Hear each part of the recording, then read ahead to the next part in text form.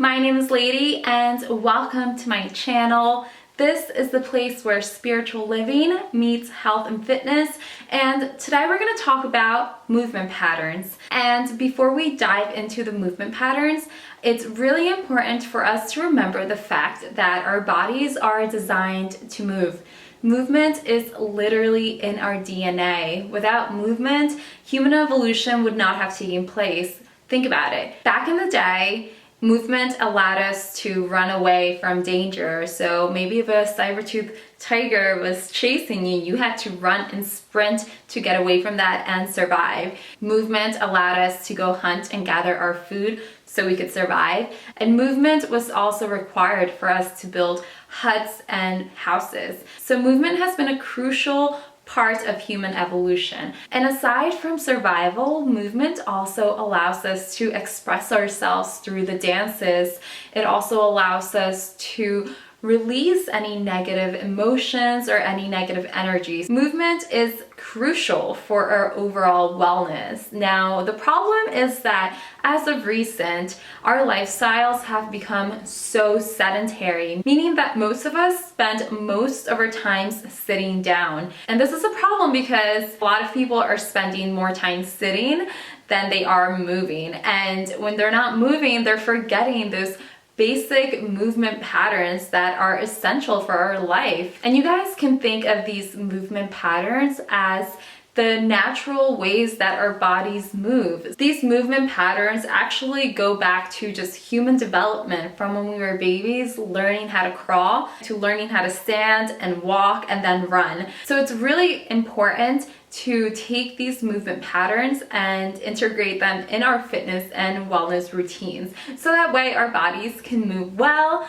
they can move often, and they can help us just enjoy life that much more. So let's go ahead and dive deep into the 6 fundamental movement patterns that you should be including in your fitness routine. The first pattern is going to be the squat. And we squat every single day, sitting up and standing up from the chair, going to the bathroom, getting in and out of our cars. That all requires squatting. And the squat is the key player for good body movement. It's really a movement pattern that transcends outside of the gym. The second movement pattern is the hip hinge. And this movement pattern, again, we see it in our everyday lives. Learning how to master the hip hinge is really beneficial for our lower backs to keep them protected so we don't hurt ourselves. And we see this movement pattern in our everyday life when we bend over and pick things up, whether you're picking up your child, you're picking up garbage on the ground, or maybe you're picking up your dog's poop after you take them out for a walk. That is the hip hinge motion. And the third movement pattern is the lunge. And I don't want you guys to just think of this as lunging. Rather, think of it as single leg movement patterns like walking, running, going up the steps. This is a very primitive movement pattern that we've learned since we were toddlers. After we learned how to crawl, we got up and we were walking on one leg at a time. So that is kind of what the lunge is. And again, in real life, that is going to look like walking, running, jogging, going up the stairs, or hiking. The fourth movement pattern is the pull, and the pull can be divided into 2 categories. You have the vertical pull and the horizontal pull.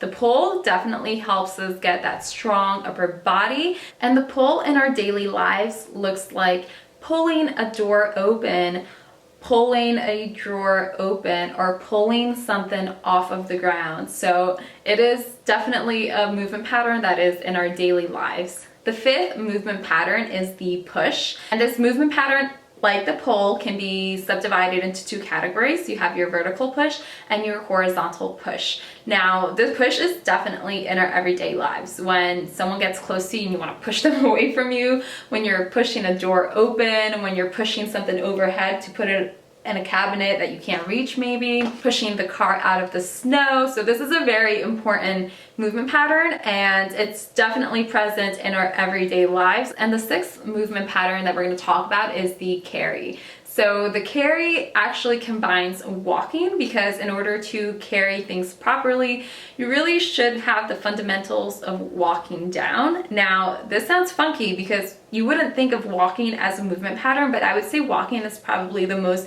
predominant movement pattern, since our feet literally get us from point A to point B when we're not driving a car.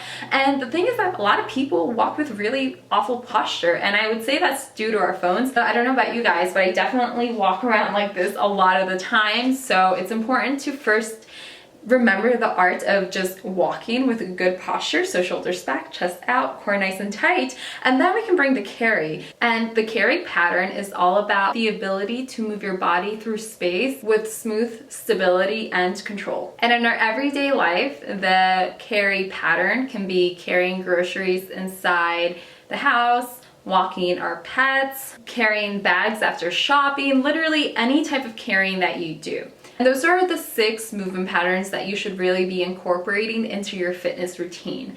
And before you go crazy and start making a fitness routine based around these 6 movement patterns, I want you to honor your body and think of your fitness journey and the way you moved your body as building a house.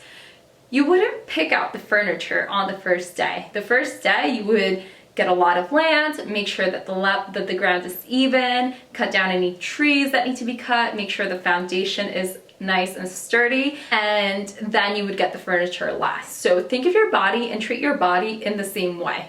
You want to make sure that you have good body mechanics. That means that your body is able to move well.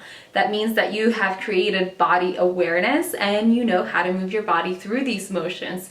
Once you're at that point, then you can progress those movement patterns. For example, if you've never squatted before, there's really no point for you to go try and squat max weight if you don't even have that movement down. It's really important to focus on progression, and that's a very good way for you to honor your body.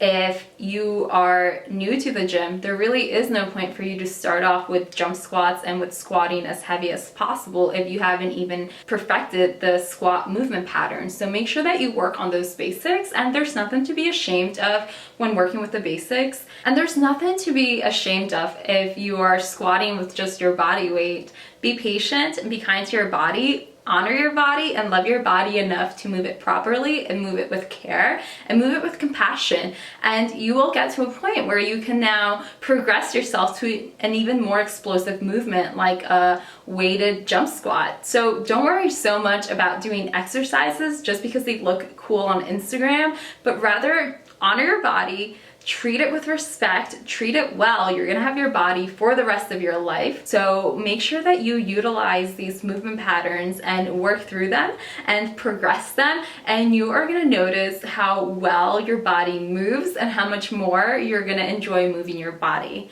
So I hope this video was helpful for you guys. If you have any questions, drop them down in the comments below, and I'll see you guys in the next video. Bye.